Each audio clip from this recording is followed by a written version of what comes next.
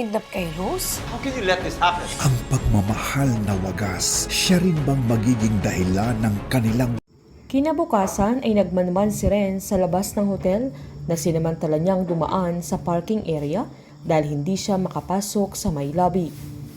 Si Christina ang nagbigay sa kanya ng tip kung anong oras siya pwedeng pumasok. Habang nag-uusap sila Matt at Christina, ay chinek ni Matt ang CCTV na isa-isa niyang tinitignan na ginagawa lahat ni Christina para mawala siya sa focus dahil alam niyang andoon na si Renz. Giniit pa ni Christina na malakas ang loob niyang involved si Vanjie sa pagtakas ng binata dahil isa siyang ina na sigurado siyang alam niya kung asaan ang anak niya.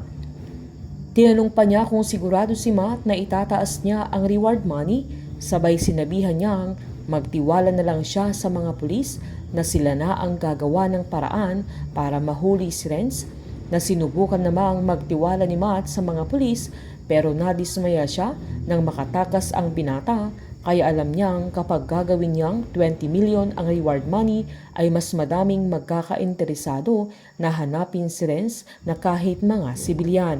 Nang saktong nakapasok na si Renz sa parking area ay sakto ding i-check ni Matt sa monitor niya ay may dumating na bagong head ng security nila, kaya kailangan niyang kausapin na sakto namang nakunan ng CCTV si Renz na nakita mismo ni Christina, kaya agad-agad niyang sinara ang laptop para hindi makita ni Matt. Nakapuslit ang binata hanggang makakuha siya ng damit ng mga staff sa hotel para hindi siya madaling makilala. Habang kampante naman sila Rose at Sandra sa loob ng kwarto nila na wala silang kamalay-malay na nasa loob na ng hotel si Renz at papunta na sa kanila. Tumawag naman si Rose kila Elsie at Luz na humihingi pa siya ng pasensya dahil nadadamay sila sa problema niya, sabay pinag-ingat ang mga kaibigan niya dahil baka balikan sila ni Renz sa resto, at nalagawa pang sabihin ni Elsie na lalasunin niya ang binata kapag pumunta siya doon, na agad sinita ni Luz, sabay sinabihan niya si Rose na huwag siyang mag-alala dahil alam niyang matatapos din ang mga problema nila. Binili ni Rose ang resto sa kanila na mas lalo siyang nag-alala dahil wala pa rin silang balita tungkol kay Renz. Nang nakabihis na si Renz ay agad niyang kinuha ang pinaiwan ni Christina na access card sa may aisle para makapasok ang binata sa mga kwarto. Nang may pumasok na mag-check-in ay agad inassist ni Renz, kaya mas malaya siyang nakagalaw.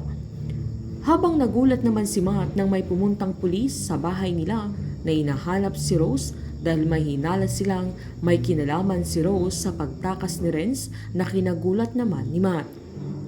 Kahit anong pilit ni Renz na palabasin na sila Rose at Sandra ang nagtangka sa buhay niya, ay hindi na siya papaniwalaan pa ni Matt, kaya mag-iiba na naman sila ng plano ni Christina. Dito marirealize ni Matt na hindi pala niya kayang mawala si Rose sa buhay niya, kaya ipaglalaban niya ito.